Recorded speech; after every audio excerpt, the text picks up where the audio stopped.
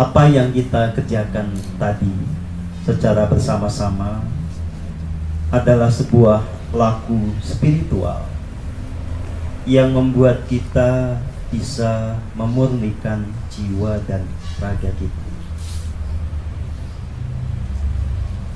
Buat teman-teman yang memang baru bergabung dengan kajian saya, perlu saya sampaikan bahwa upaya pemurnian jiwa ini adalah poros dari apa yang kita pelajari bersama. Jadi laku spiritual yang saya jalani, kemudian juga saya ajarkan, saya bimbingkan kepada banyak orang, adalah tentang bagaimana setiap jiwa itu mencapai kesempurnaannya, mencapai pencerahan yang paripurna, bisa merasakan surga yang nyata, bisa betul-betul menghayati kebahagiaan dan kedamaian yang sejati di dalam keseharian. Nah, untuk mencapai itu, jelas fondasinya adalah jiwa yang dimurnikan. Tidak mungkin kita bisa mencapai pencerahan, tidak mungkin kita bisa merasakan surga yang nyata di bumi ini kalau kita masih penuh dengan kekeruhan jiwa. Kalau pikiran kita masih penuh ilusi, masih mempercayai hal-hal yang tidak realistis tapi kita anggap sebagai kebenaran. Kalau kita masih penuh dengan luka batin, di dalam diri kita masih penuh angkara baik yang ekspresinya kasar maupun halus. Kalau kita masih penuh dosa, secara hukum kosmiknya jelas kita tidak mungkin menemukan pencerahan, tidak mungkin bisa merasakan surga yang nyata. Ya. Maka inilah dasar dari semuanya. Cara untuk mencapainya kita menyebutnya sebagai hening cipta atau meditasi. Mau dikasih nama apapun terserah. Ya. Intinya adalah pemurnian diri ini terjadi dan berjalan saat kita tenggelam di dalam keheningan. Keheningan itu apa? Keheningan itu bukan berarti nggak dengerin apa-apa. Ya. Keheningan itu berarti kita betul-betul perhatiannya tenggelam di dalam momen kekinian. Kita sadar penuh atas apa yang sedang kita lakukan, jalani, alami saat ini dan di sini. Nah, di dalam latihannya, yang menjadi poros atau menjadi sandaran untuk keheningan ini adalah nafas kita. Ya. Jadi untuk tenggelam di dalam keheningan, yang kita perhatikan bersama adalah menghayati, menikmati, menyadari penuh setiap tarikan dan hembusan nafas. Kenapa? Karena di dalam nafas itulah ada energi kehidupan. Lewat nafas itulah kita bisa hidup dengan nyata. Lewat nafas itulah sesungguhnya kita bisa menyadari keberadaan dari sang sumber hidup. Nah, lewat nafas itulah pada akhirnya kita juga bisa mengetahui keberadaan diri sejati kita, esensi atau keilahian di dalam diri yang itu kemudian dijuluki dengan banyak nama. Antara lain kita menyebutnya sebagai Roh Kudus, sebagai Dewa Ruci, sebagai Sang Yang Atman atau apapun. Nah, buat teman-teman yang sudah lama bergabung dengan saya, pada kenyataannya pemurnian jiwa ini harus dilakukan terus-menerus. Ada dua alasannya. Karena kebanyakan habis memurnikan diri, mengotorinya kembali. Murni sesaat, habis itu dengan segala ketidakheningannya kembali menjadi tidak murni. Otomatis kalau yang seperti ini mau terus ada di dalam jalan spiritual, tetap punya tekad untuk menemukan kebenaran sejati, ya mau tidak mau kembali harus memurnikan jiwa raga terus menerus. Apalagi yang sering kesambet ya otomatis harus rendah hati untuk mau memurnikan. Yang kedua, kenapa yang lama-lama terus saya ajak memurnikan diri? Sederhana juga jawabannya. Karena pemurnian diri ini itu menjangkau banyak layer kesadaran kita. Ada yang sudah beres di istilah modernnya itu kan conscious mind, ya, yang kaitannya dengan pikiran sadar kita saat ini. Tapi kan belum tentu di bawah sadarnya sudah beres. Ya. Bisa jadi masih ada trauma dari masa lalu. Bisa jadi ada jejak-jejak dosa yang itu tersimpan ya di dalam diri kita yang tidak terjangkau dengan seketika. Kalaupun ada yang sudah beres dengan itu, secara faktual, banyak orang punya ketidakmurnian yang terkait dengan apa yang saya sebut sebagai lapisan pikiran tak sadar atau unconscious mind. Jadi banyak yang di sepanjang jalur tulang belakangnya itu ada rekaman-rekaman jejak ketidakmurnian, baik dari jiwanya sendiri maupun dari para leluhurnya. Ya. Maka proses penjernihan itu menjadi semacam proses yang tidak berkesudahan. Maka buat teman-teman, ya sewajarnya jangan pernah bosan ketika diajak memurnikan. Nah, secara praktis, Bapak dan Ibu semua, terutama yang baru bergabung dengan kajian saya ini bisa dilakukan di dalam keseharian. Ya. Jadi yang namanya hening itu sebetulnya sangat sederhana. Anda bisa melakukannya tanpa mesti duduk secara formal seperti ini.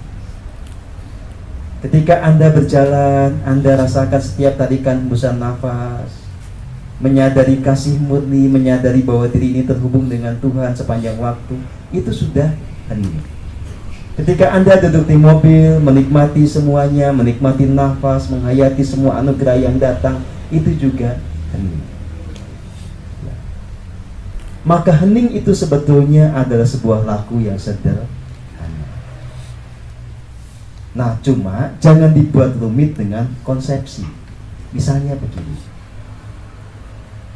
hening itu susah buat saya karena saya nggak bisa fokus. Susah lah hening itu, pikiran saya nggak bisa kosong. Begitu saya mau hening, langsung pikiran isinya macam-macam.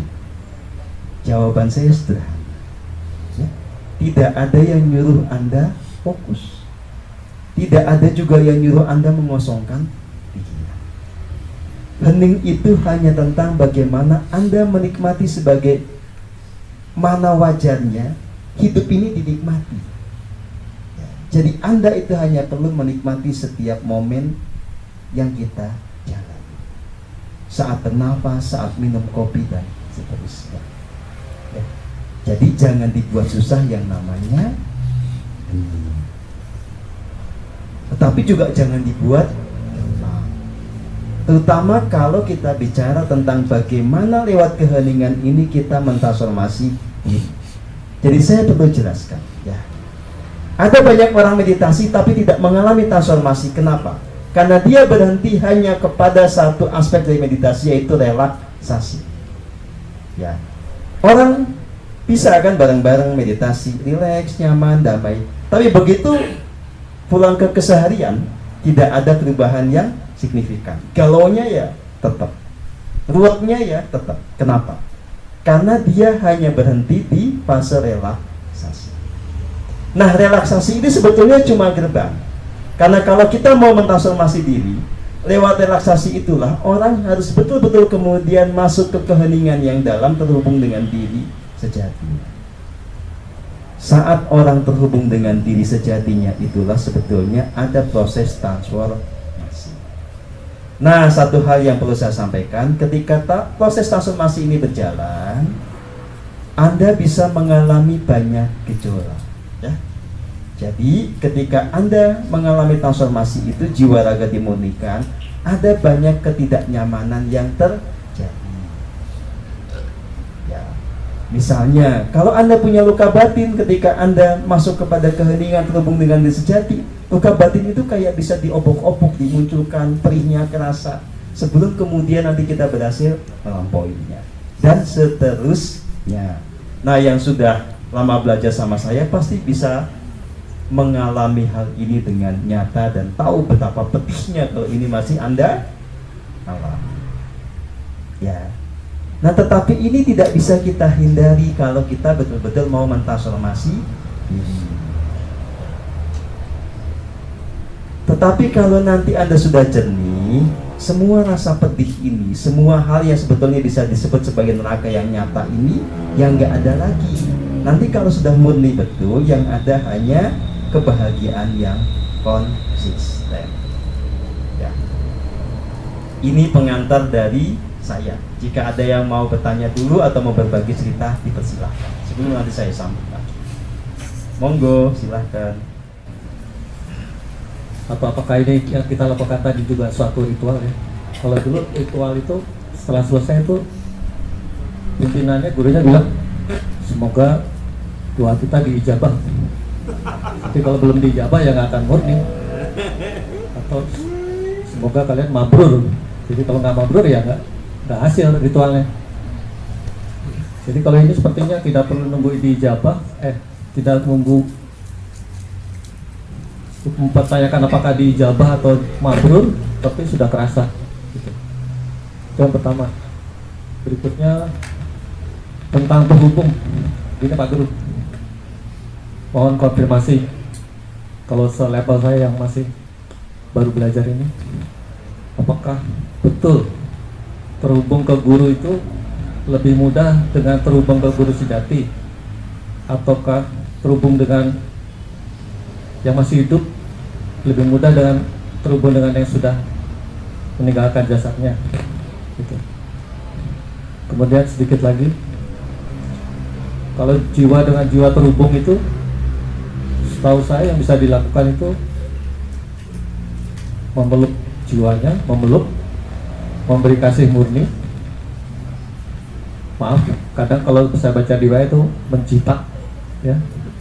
Apalagi yang bisa terjadi antara jiwa yang terhubung itu. Sementara itu, terima kasih.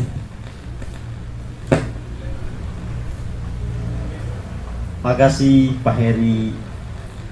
Saya mau tanya Pak Heri, ya. Kalau kita haus, kemudian kita minum, apakah masih perlu kita menyatakan semoga rasa haus kita hilang? Semoga Allah mengijabah keinginan saya untuk haus ini hilang. Atau cukup Anda minum dan rasakan haus itu hilang beneran? Begini, ya. Jadi selama ini kita itu kan punya konsepsi ada Tuhan di luar sana. Tuhan sebagai satu sosok yang terpisah dengan kita, yang dia itu semau-maunya, punya kuasa penuh. Kita pengen apa, dia yang harus mengabulkan. Ya. Pengen murni juga harus dia yang mengabulkan. Ya. Itu adalah konsepsi ketuhanan yang memang munculnya dari sebuah prasangka. Karena kita belum betul-betul menghayati, menyadari Tuhan yang nyata. Kalau kita sudah ada di dalam jalan kesadaran yang murni, menyadari Tuhan yang nyata, maka kita akan tahu bahwa konsepsi tadi tidak selaras, tidak realistis. Yang nyata adalah Tuhan itu kan sumber keberadaan yang meliputi segala yang ada. Maka kita tidak pernah terpisah dari Tuhan. Kita berbeda dengan Tuhan, tetapi kita tidak terpisah dengan Tuhan. Keberadaannya, kuasanya, kasihnya meliputi diri kita semua. Nah, Tuhan sebagai realitas yang tanpa batas ini kemudian mengejawantah menjadi hukum semesta, the law of universe. Di antaranya adalah hukum sebab akibat. Kalau kita mau mendapatkan akibat tertentu, maka penuhi saja sebabnya. Kalau kita mau bebas dari rasa haus, maka minumlah minuman yang tepat, jangan minum solar. Ya. Kalau Anda minum solar, Anda nggak akan kehilangan rasa haus. Asal minum yang benar, pasti rasa haus hilang. Sama saja kalau kita pengen akibatnya adalah jiwa kita murni, ya meditasi yang benar. Kalau meditasi mau disebut ritual, ya boleh juga ritual yang benar. Jangan malah manggil demit. Kan sederhana. Jadi nggak usah ada istilah semoga Tuhan memurnikan jiwa saya, wong kita udah memenuhi hukum alamnya. Dan pada faktanya adalah kita ini memurnikan jiwa dan raga kita itu di dalam keheningan hanya dengan kuasa dan kasih Tuhan. Lo udah pakai itu pakai kata semoga lagi, gimana ceritanya? Dalam setiap tarikan dan hembusan nafas, kuasa dan kasih Tuhan itu nyata ada pada kita. Mau doa apa lagi? Ya, clear ya? Gitu. Ya.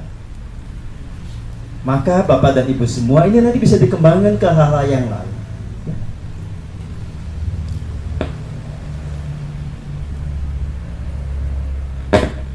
Gini ya.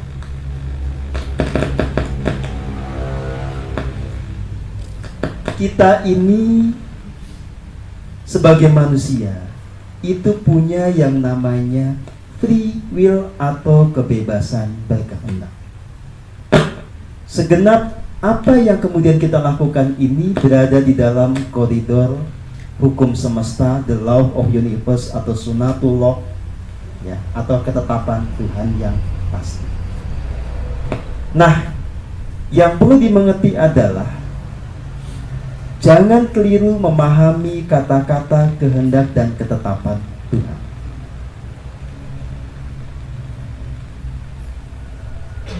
Kembali ke yang tadi, karena kita punya konsepsi Tuhan itu sebagai satu sosok di luar sana.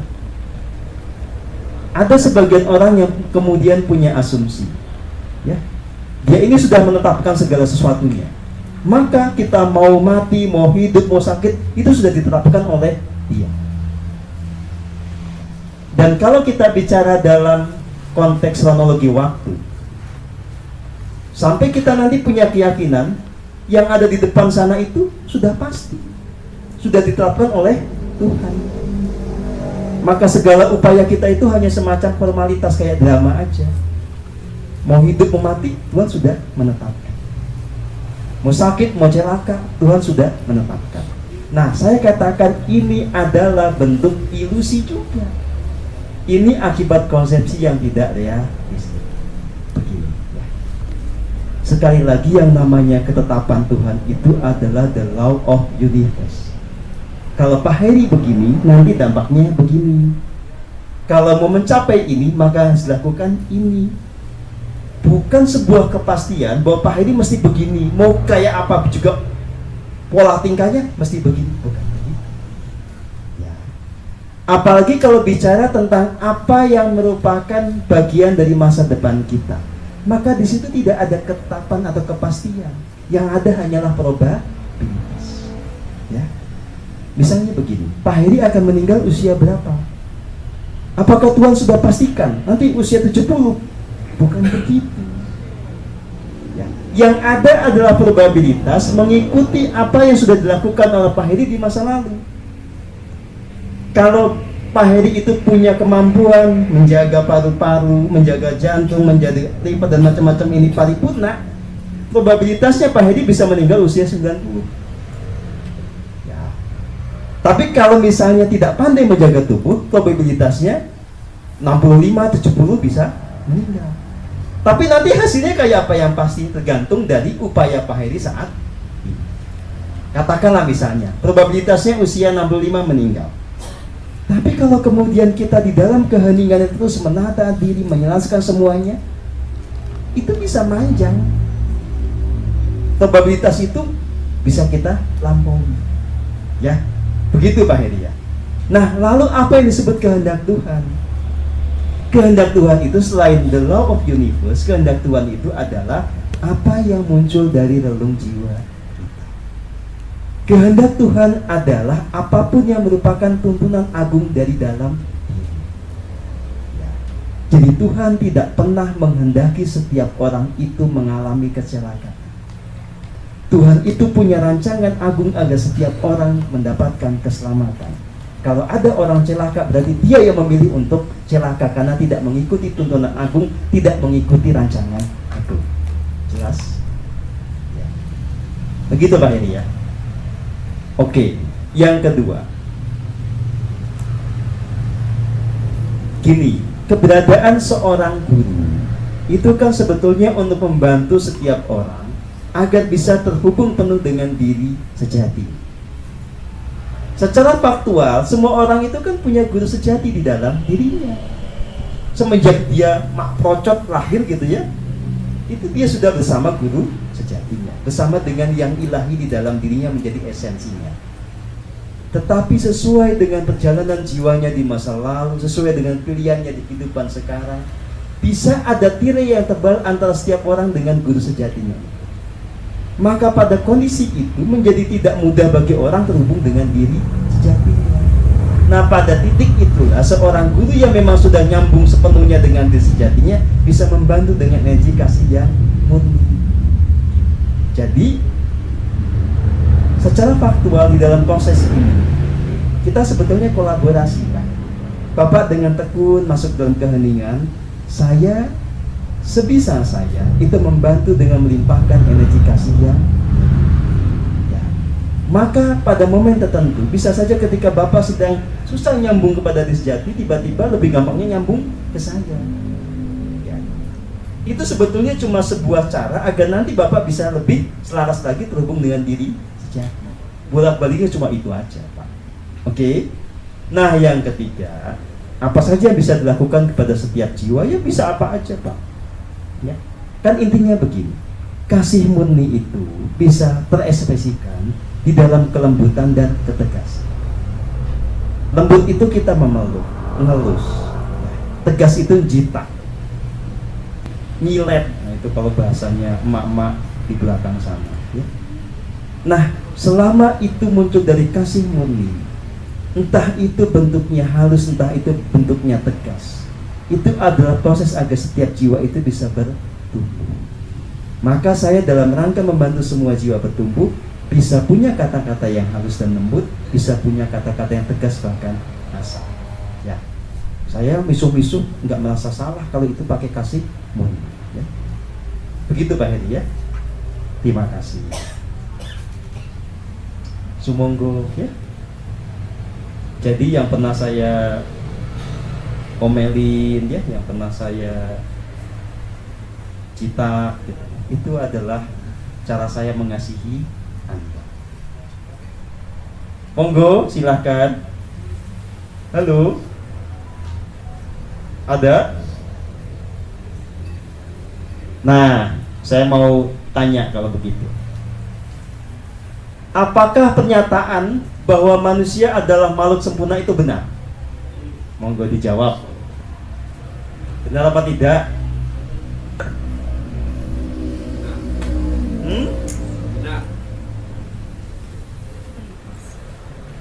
Benar.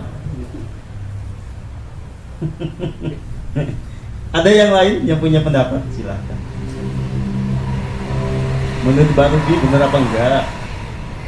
Manusia itu makhluk paling sempurna. Oke. Ada yang berpendapat itu benar, ada yang berpendapat itu tidak benar. Mari kita renungkan dengan seksama, silahkan sehening-heningnya, biar ada tuntunan agung dari dalam. Secara faktual, berapa persen manusia yang hidupnya selalu ada di dalam kebenaran sejati, yang hidupnya selalu konstruktif, hamamayi hayoning bawon? Berapa persen? Sebaliknya, berapa persen manusia hidup di dalam keserakahan, yang merusak alam, menyakiti tanah, mengotori air? Oke, banyakkan yang mana? Yang hamamayu hayoning bawono,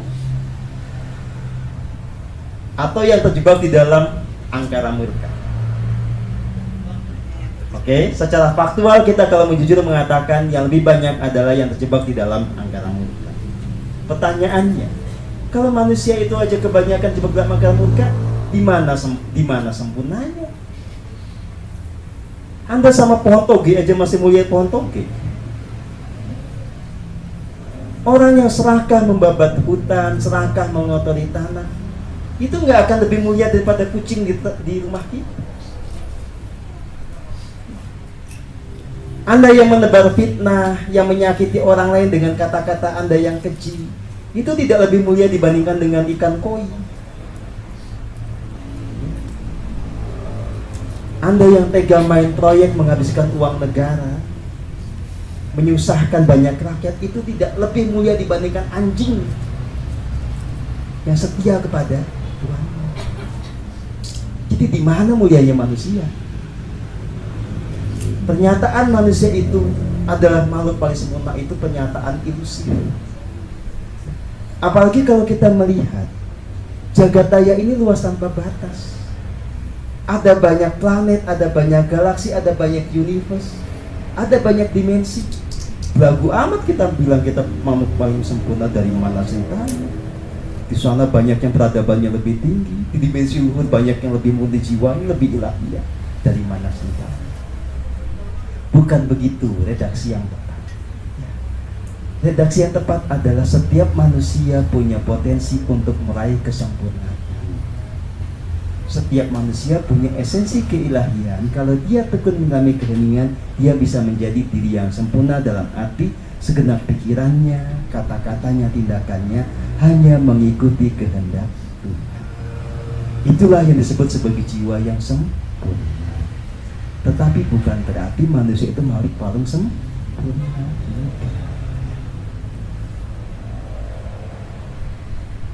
Oke, jadi begini, saya perlu jelaskan ya.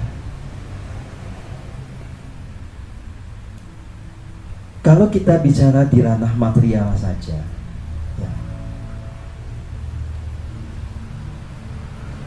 kita ini tidak hidup sendiri kan. Di bumi ini kita banyak temannya. Ada pohon, binatang, macam-macam, dan masing-masing itu punya tingkat kesadaran sendiri. Secara faktual sekali lagi, banyak manusia itu lebih destruktif ketimbang binatang yang terbuas sekalipun. Ya. Macan yang paling buas pun itu hanya makan untuk memenuhi rasa lapar. Tetapi manusia yang serakah itu bisa menghabis-habiskan satu hutan, bisa menghabis-habiskan anggaran satu negara, bisa menyengsarakan penduduk satu bangsa. Di mana mulianya manusia? Itu baru kita komparasi di dimensi material. Kita ini dibandingkan pohon kelapa aja belum tentu lebih mulia. Pohon kelapa itu coba pernah ganggu manusia apa kagak? Pernah ganggu yang lainnya apa enggak? Tetapi semua bagian dari dirinya itu bisa berguna buat orang lain. Terus kita ngaku lebih mulia dari mana? Nah, belum lagi kalau kita bicara tentang realitas antar dimensi. Semakin tinggi dimensi keberadaan itu mengindikasikan bahwa keberadaan di sana, makhluk di sana itu lebih ilahiyah. Lebih ilahiyah itu berarti bisa merealisasikan potensi keilahiannya semakin paripurna. Sehingga setiap pikiran, kata-kata, dan tindakannya itu adalah sesuatu yang selaras dengan kehendak Tuhan. Nah, manusia kan jarang yang bisa begitu. Nah, orang kenal kehendak Tuhan aja kagak. Terus dari situ lebih mulianya di mana? Gak ada. Itu klaim. Nah, kita malah seringkali itu bertindak seperti makhluk alam bawah. Ya, makhluk alam bawah itu yang kita sebut dengan banyak nama, entah iblis, entah apa gitu ya. Itu kan memang memilih untuk hidup di dalam keangkaran murkaan, keserakahan. Nah, manusia manakala hidup seperti itu, maka kualitasnya sebetulnya tidak beda jauh dengan yang di alam bawah. Nah, justru kita belajar spiritual agar kita bisa setahap demi setahap mengevolusi kesadaran kita, membuat kita bertransformasi menjadi makhluk yang lebih spiritual, menjadi makhluk yang lebih ilahiyah. Ya, begitu. Oke, silahkan jika ada pertanyaan.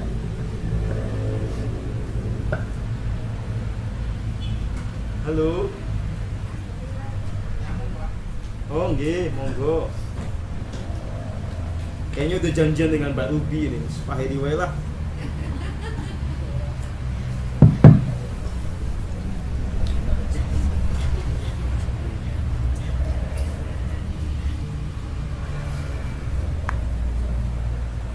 Pakai ini aja.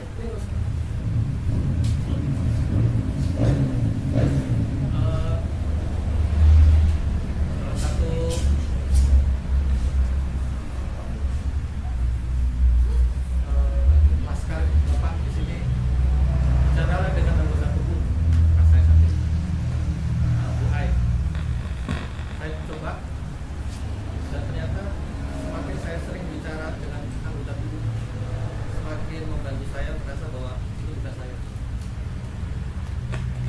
Terus Oke. tadi pas Medi saya juga bicara sama pikiran saya, kamu bukan saya, aku hilang. Setelah Pak Guru, sekarang perhatikan apa saja. Lagi juga ya? Iya. Gimana? Loh ya benar. Ya gini. Kalau kita bicara siapakah manusia, maka jawaban kita adalah manusia ada totalitas dari ini semua. Tubuh yang punya kemudian fungsi pikiran, punya fungsi emosi, punya sel macam-macam. Dan di dalam tubuh itu kemudian ada jiwa. Dan di dalam jiwa itu ada yang namanya spirit atau roh kudus atau dewa ruci. Manusia adalah keseluruhan itu. Tetapi kalau kita tanyakan siapa sesungguhnya engkau gitu ya, maka jawabannya aku yang dimaksud di dalam pertanyaan ini adalah aku yang menjadi isi dari tubuh ini. Maka itulah yang disebut sebagai jiwa. Jadi sejatinya Pak Heri adalah yang menjadi penumpang sekaligus sebagai pengemudi dari tubuh ini. Dan tubuh ini sebetulnya itu beda dengan Pak. Ya. Sehingga kemudian ada istilah kita sebagai penumpang dan pengemudi dari tubuh ini mesti punya keselarasan dengan tubuh itu sendiri. Tubuh ini perlu dijaga agar dia bisa menjadi kendaraan yang prima bagi sang jiwa. Yang jiwa itu adalah kita yang datang dan lahir di bumi ini untuk proses penyempurnaan diri. Nah, maka sangat lumrah, sangat wajar kalau kemudian sebagai sang jiwa ini yang punya kesadaran sendiri bisa ngomong dengan tubuh kita, bisa ngomong dengan organ-organ yang ada di dalam tubuh kita, bisa ngomong dengan sel-sel yang menyusun tubuh kita, bahkan bisa ngomong dengan pikiran kita sendiri. Ya udah begitu, Pak. Ya, lanjutkan, itu waras. Silahkan. Masih nyambung tadi tentang konsepsi tentang manusia yang mulia. Salah satunya itu juga kemuliaan itu karena manusia mempunyai akal. Padahal kalau yang saya rasakan sendiri sebenarnya akal itu juga justru membuat kadang-kadang malah seringnya membuat saya ruwet gitu karena terlalu banyak mencari tahu hal-hal yang mungkin nggak berguna. Kalau sebenarnya dalam spiritual itu seperti apa sih seharusnya mendaya gunakan akal ini? Begini ya, kita kan kadung secara umum menerjemahkan akal di sini sebagai pikiran rasional yang alat atau organnya adalah otak, yang memang di situ ada perangkat-perangkat yang bisa kemudian menganalisa, membuat kesimpulan dan macam-macam. Yang input datanya adalah apa yang dijangkau oleh panca indera. Ya. Kalau manusia hidup dengan itu, ya jelas dia akan ada di dalam roda samsara atau pusaran penderitaan. Karena orang akan terjebak dengan keruwetannya sendiri. Karena dengan pikiran rasional itu sebetulnya banyak hal yang tidak bisa ditemukan sebagai sebuah kebenaran. Bahkan dengan pikiran itu kan kita nggak bisa mengenali jiwa kita. Coba, jiwa Anda di mana? Emang Anda punya jiwa? Kalau pakai pikiran nggak akan ketemu. Ya. Nah, di dalam laku spiritual kita diajak untuk masuk ke dalam keheningan supaya kita mengerti bahwa di luar atau di samping pikiran itu kita punya yang namanya rasa sejati. Ya.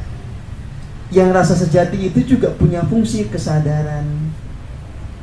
Jadi kalau yang pikiran tadi itu perangkatnya namanya otak, kalau kesadaran spiritual perangkatnya namanya rasa sejati. Nah, dengan rasa sejati ini kita bisa menjangkau hal-hal yang tidak bisa dijangkau oleh panca indera.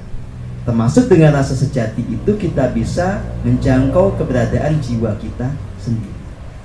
Dengan rasa sejati kita juga bisa menjangkau tuntunan agung dari Tuhan di dalam diri.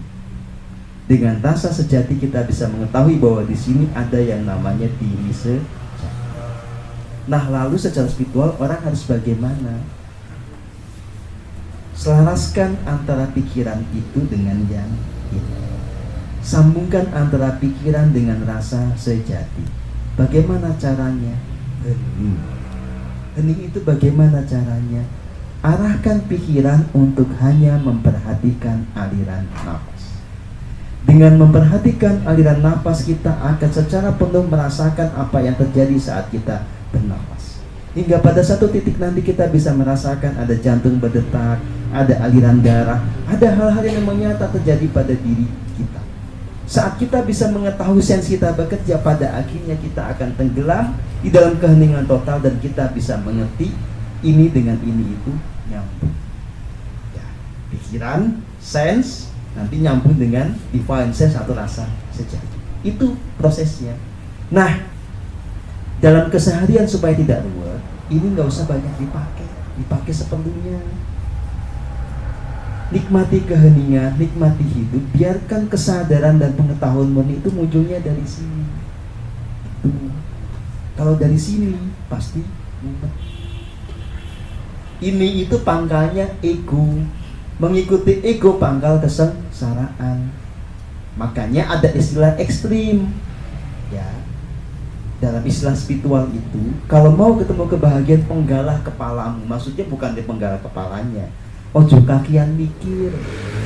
Ya, nikmati hidup ini, biarlah kita mengikuti tuntunan dari diri sejati. Melangkah ke kanan, ke kiri hanya ngikutin tuntunan dari dah begitu, Pak. Oke? Ya. Supaya bisa begitu, caranya adalah sering-sering menikmati setiap tarikan dan hembusan nafas. Nanti kita akan peka terhadap tuntunan itu. Kalau tuntunan sudah ada, jangan dieyeli. Tuntunan itu diikuti. Begitu Pak Theo, sudah nggak ngeyel lagi. Ya. Ya. Begitu Mbak, terima kasih. Nah, tentang bagaimana kita menyadari keilahian di dalam diri yang mengejawantah sebagai penuntun agung di dalam diri. Kemudian setelah kita mengetahui tuntunan agung ini, kita setia penuh, kita berserah diri. Itulah sebetulnya esensi spiritualitas. Terserah Anda mau label agamanya apa saja, Anda hanya akan selamat kalau itu yang dilakukan. Ya.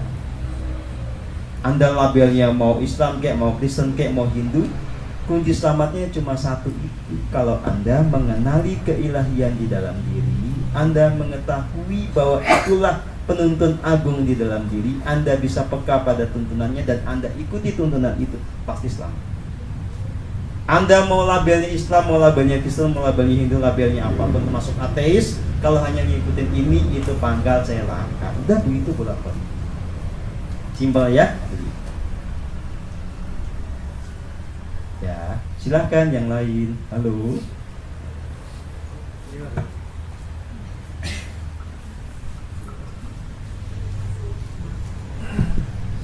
Halo, selamat siang, sore semuanya. Maksudnya aku cuma mau nanya satu pertanyaan aja. Oke. Kalau buat aku nih secara pribadi, sejak meditasi, ya emang lebih enak lah hidupnya intinya. Tapi selalu kalau aku titeni, kalau aku perhatiin, tiap bulan, setiap aku PMS itu tuh kayak susah banget hening gitu loh Mas. Terus biasa, terus aku nggak tahu kalau cewek-cewek yang lain kayak gimana ya. Cuman Iya, kalau yang pertanyaan ini berhubung saya nggak pernah PMS, nanti kita kasih kesempatan yang pernah PMS untuk menjawab ya. Iya, Saya cuma pernah menghadapi cewek-cewek PMS itu bagaimana ya. Saya nggak pernah PMS. iya makanya sama saya sedikit. Soalnya biasa kalau saya kan tinggal sama suami saya, jadi ya orang terdekat saya cuma suami saya kan di rumah. Jadi kalau misalnya udah mulai PMS tuh biasa kayak level sabarnya sebelum PMS level sabarnya Iya, segini. setelah PMS. Kalau PMS tuh Iya. kayak apa aja tuh bikin Iya, saya mengerti. Walaupun saya tidak pernah PMS ya. Jadi kita kasih kesempatan yang pernah PMS. Ya, kita beri kesempatan untuk kepada Mbak Santi ya. Mbak Santi pernah PMS enggak? Kalau nggak pernah PMS bahaya.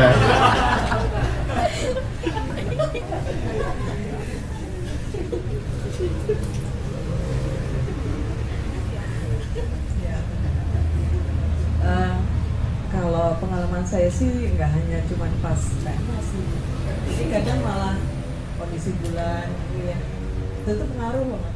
Kayak mendung aja kayak ini apa ya, tiba-tiba sedih. Jadi dengan latihan hening ini saya mulai kayak tadi sih Pak Heri. Jadi saya tubuh ini tuh bukan saya gitu. Jadi saya menyadari bahwa ada hormonal bekerja, terus mudah ke-trigger, tapi itu seperti kayak lewat di luar kita. Jadi itu tidak diizinkan untuk masuk ke dalam. Jadi kalau istilahnya itu udah men-trigger lalu kita menyambut yang di dalam, otomatis itu seperti mengamplify gitu. Jadi semakin yang harusnya biasa jadi luar biasa. Jadi kira-kira itu sih. Jadi begini ya, PMS itu hal yang lumrah. Kalau cowok mungkin nggak pernah PMS ya, tetapi kalau tanggal tua itu kayak PMS. Memicu hormon tertentu muncul gitu loh ya, membuat gejolak hormonal. Sebetulnya cuma itu sih. Jadi ya diterima saja karena itu hal yang lumrah.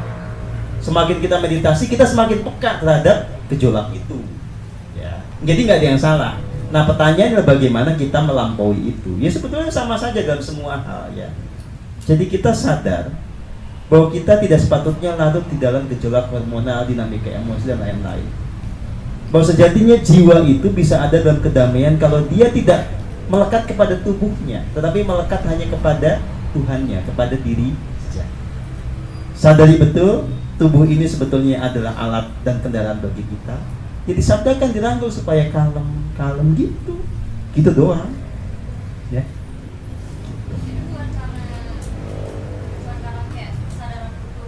Bukan, justru kalau kita ikut drama kesadaran jadi turun. Ya, kalau kita hanyut dalam drama PMS kesadarannya turun. Bukan karena kesadaran turun jadi PMS, kebalik. Ya. Jadi kalau PMS ya sadari aja memang hormonnya lagi bergejolak, wajar. Ya diterima tapi dilampaui. Kita sadar bahwa kita bukan badan kita dan hormon kita. Kita yang bisa mengelola itu semua. Sama dengan mengelola gejolak pikiran, gitu aja. Ya, oke. Saya nggak pernah PMS tapi ahli ngomong soal PMS.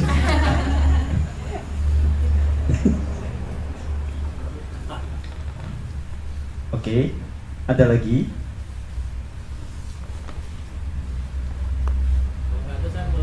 Boleh. Silakan.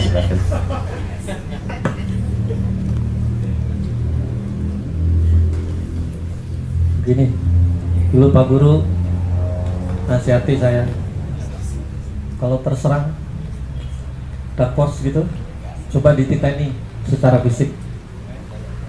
Setelah sekian lama, sepertinya saya berhasil, makanya sekarang mau minta konfirmasi. Jadi saya titeni kalau terserang itu anggota tubuh saya, terutama kepala ya, yang sering di sini, kepala itu tertekan. Terus saya coba-coba, kalau tekan itu saya coba lapangkan aja, saya redakan dengan usaha dari dalam supaya ini jangan tekan. Berhasil. Mohon konfirmasi. Ya, gini ya. Ini juga saya akan jelaskan supaya orang tidak terjebak ilusi juga, ya. Orang itu kan bisa terjebak ilusi dalam label agama maupun ilusi dalam label spiritual. Banyak orang menyatakan nggak ada itu yang namanya dark force, ya, nggak ada itu siluman, nggak ada iblis, yang ada itu cuma watak angkara Anda sendiri. Ya nggak gitulah. Ya. Orang di bumi ini aja ada kita, ada anjing, ada beruang, ada kucing gitu ya. Itu yang satu dimensi. Ada kecoa, ada amuba, macam-macam ada. Ya beda dengan kita. Oke? Walaupun esensinya adalah sama.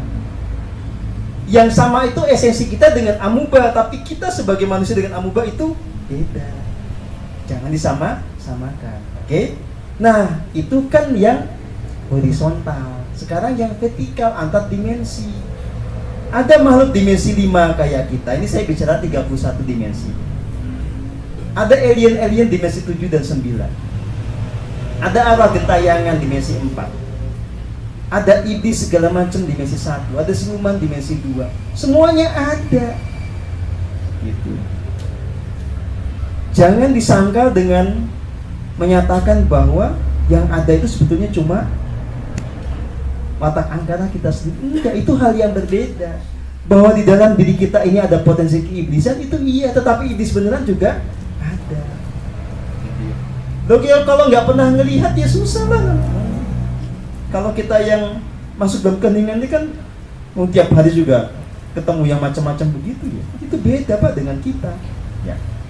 Jadi itu saya mau tegaskan dulu bahwa itu bukan ilusi.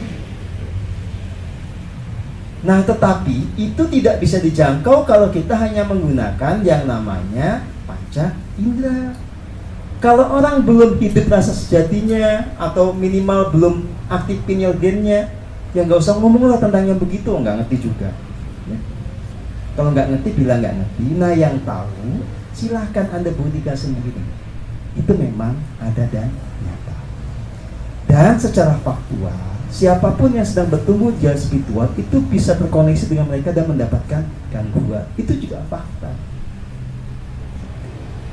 Nah, apa indikasi kita mendapat gangguan? Ada yang kerasa secara fisik saja, tiba-tiba nggak nyaman, ya. Dan itu beda-beda Pak Heri. Pak Heri misalnya di sini, ya. Ada yang ditengkuk, ada yang tiba-tiba jantung berdegup, macam-macam. Ada yang bisa ngelihat, dia tiba-tiba bohong, gitu. Ada. Nah, ada juga yang dampaknya itu secara emosi, kayak orang PMS itu loh. PMS-nya kagak, tetapi emosinya kayak orang PMS. Gara-gara kesambet itu ada. Jadi dia memain-mainkan emosi kita dengan mengacak-acak hormon itu bisa. Nah, itu diakui dulu, kemudian kita berupaya untuk menyelaraskannya dengan sadar penuh. Seperti Pak Heri misalnya, sakit. Disadari, oh ini bukan sakit fisik, ini memang gangguan metafisik. Ya dibereskan, bukan minum Paramex. Minum Paramex nggak mempan. Ya, gitu loh, ya. Jadi selamat, Pak Heri sudah masuk ke level berikutnya. Tapi jangan senang dulu, nanti lepas dari gangguan. Nanti gangguannya lebih asik lagi sampai. Tapi bisa baru untuk diri sendiri kalau anak itu nggak bisa. Ya nanti dilatih. Kalau anak begitu, pancarkan kasih murni. Ya. Ya kalau nggak bisa juga, telepon 911. Ya gitulah ya. Terima kasih. Ya, kita ngasuh dulu sekitar setengah jam sebelum kita lanjut lagi nanti. Ya, silakan meditasi kuliner dulu di sebelah kiri. Silakan. Jadi buat teman-teman yang baru, kenapa saya sebut itu meditasi kuliner? Itu beneran saya nggak lagi guyon. Saat Anda minum dinikmati, saat Anda makan dirasakan betul berterima kasih. Itu meditasi. Ya.